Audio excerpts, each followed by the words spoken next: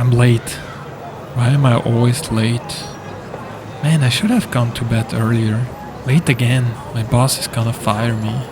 I gotta get up earlier. I'm always so tired at work. I shouldn't have watched that film. I'm always late. Such an idiot. Mess. I should do. Did I bring something for lunch? What am I gonna eat? I hate myself. I'm always late. Such a mess, man. Why am I always thinking so much? Why are we always thinking so much? Before answering that question and see how to stop it, we gotta make a few points clear first. What are thoughts? Where are they coming from? Are we our thoughts? What are thoughts? In the end, a thought is nothing more than a message or idea popping up into our head. A little voice inside that wants to help us make sense of the world. From a scientific standpoint, thoughts are nothing more than a combination, a pattern of electric signals. And we perceive that combination of electric signals as a thought. Imagine your brain as a big city with a lot of busy streets. Thoughts are like messages traveling along those streets. But instead of cars, they're just little sparks of electricity. But where are thoughts coming from? They can stem from many different areas. Past experiences, memories, learned behaviors really influence our thoughts and how we perceive the world around us. They create neural pathways in our brain. These pathways have a huge impact on our daily thoughts. Also, beliefs and values influence how we see the world and therefore have a big impact on our thoughts. These internal frameworks shape our perspective on life. Emotions play a significant role in generating thoughts. So-called positive emotions like joy, excitement, can lead to optimistic thoughts, while negative emotions like fear and sadness can trigger anxious or pessimistic thoughts. I think it's easy to understand the logic behind it. Also, external stimuli, our environment, such as what we see, hear, and experience, can trigger thoughts and reactions. For example, seeing a news article or hearing a conversation may prompt thoughts related to the topic at hand. The fifth and last point, our subconscious mind. Many of our thoughts originate from the subconscious mind, which processes information below the awareness of our conscious mind, so we don't even realize. We could talk about many other factors, but now let's get to the question. So, are we our thoughts in the end? Are we our thoughts? I don't know.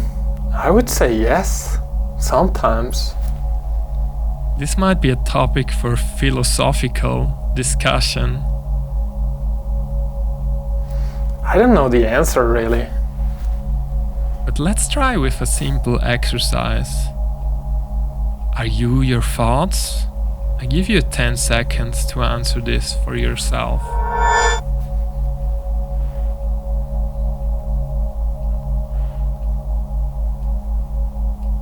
Yes or no? To find the answer, we have to ask a different question first. If we are our thoughts, are there moments without thoughts? Yes, I think so. If we are our thoughts, who are we in that moment when there's no thoughts? So the answer is clearly no. we are not solely our thoughts. They definitely can have a lot of influence on how we perceive our reality, but in the end they are just a part of our complex human experience. Usually we tend to completely identify with our thoughts. We say, I am thinking. So instead of saying, I am thinking, maybe we should shift into a perspective of our brain is thinking, and that way we get less identify.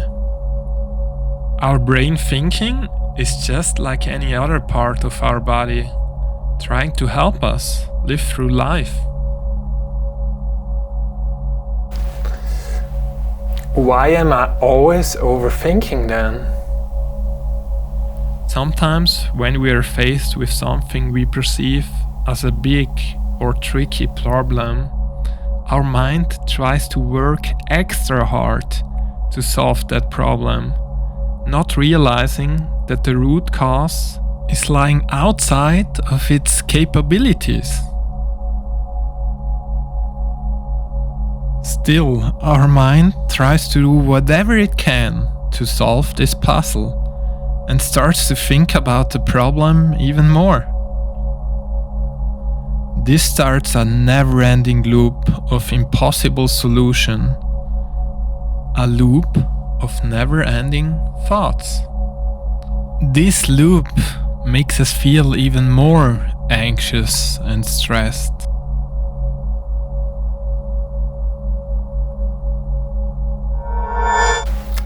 How can I stop that overthinking?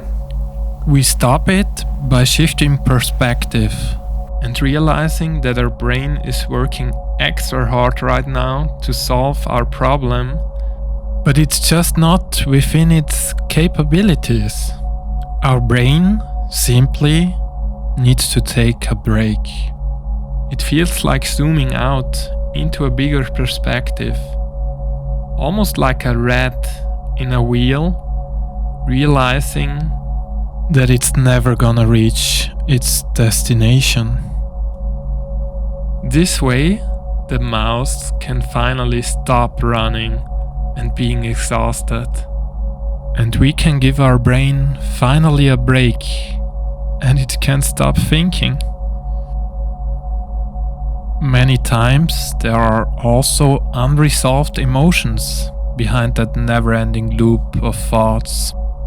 Emotions which tend to re-trigger new thoughts, once more escalating our overthinking. But emotions are based on a different level. We're not able to resolve them by thinking them through. Imagine a house burning in the bottom floor. Those are our emotions, and we try to extinguish that fire by putting water onto the roof. Thoughts are never gonna resolve underlying emotions. Rather than fully feeling the emotion, we prefer to think about it, hoping that it's gonna save us from the temporary pain of feeling that emotion. Can you maybe give me some practical tips or exercises to stop overthinking? The biggest and most important point is to recognize the process, understanding when it is happening and the mechanism behind it. In every moment, try to pay attention to your thoughts and notice when they slowly start looping into overthinking. Awareness is the first step in gaining back control. See it as something normal. Our brain is trying its best to solve a tricky problem for us, but our brain is not aware of its limitations, and therefore it will never find a solution. Try to shift perspective.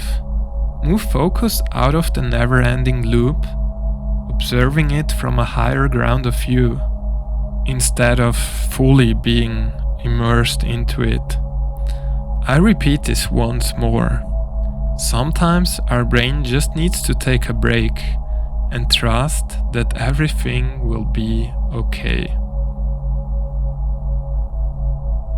Stop identifying with your thoughts. Usually we get so immersed into overthinking because we give so much weight to every single thought, even though we don't even know where these thoughts are coming from. Question the accuracy and validity of every single thought. Ask yourself, is there evidence to support this thought? Or is it just an assumption, or maybe even a fear?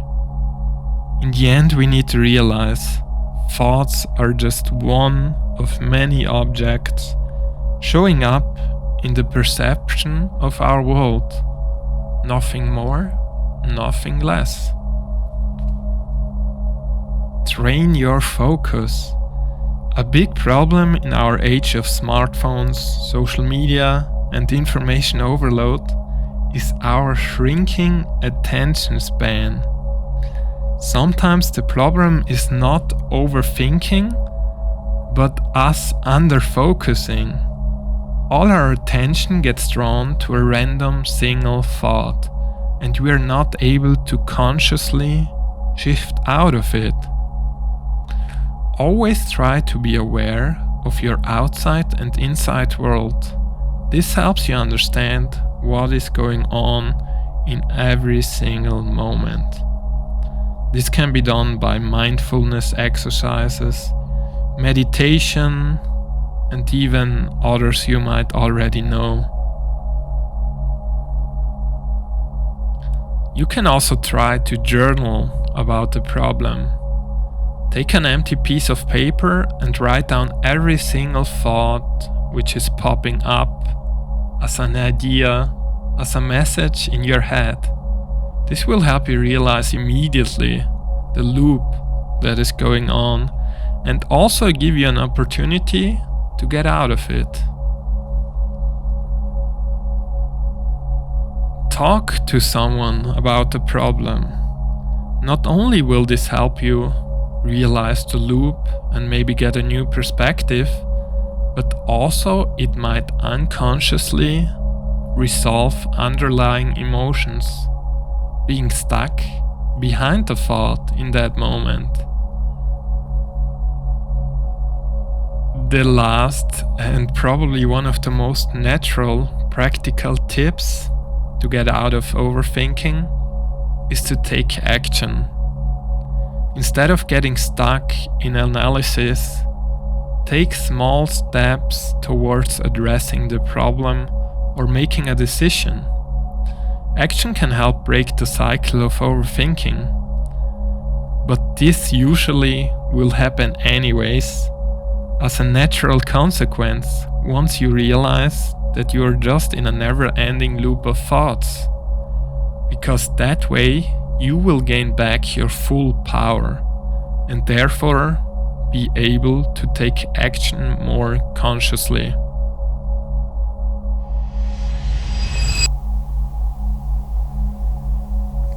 Okay, I think I got it. Thanks for helping.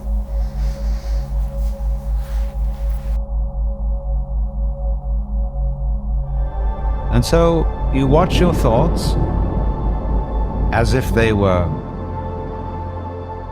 the ticking of a clock, or birds chattering outside the window, or water falling, and they just chatter on. And life does its thing. The thoughts, because they're just chatter, begin to go away. The past has disappeared, because you know it's just memory. The future has disappeared because it hasn't happened. Never does, tomorrow never comes. There is no tomorrow.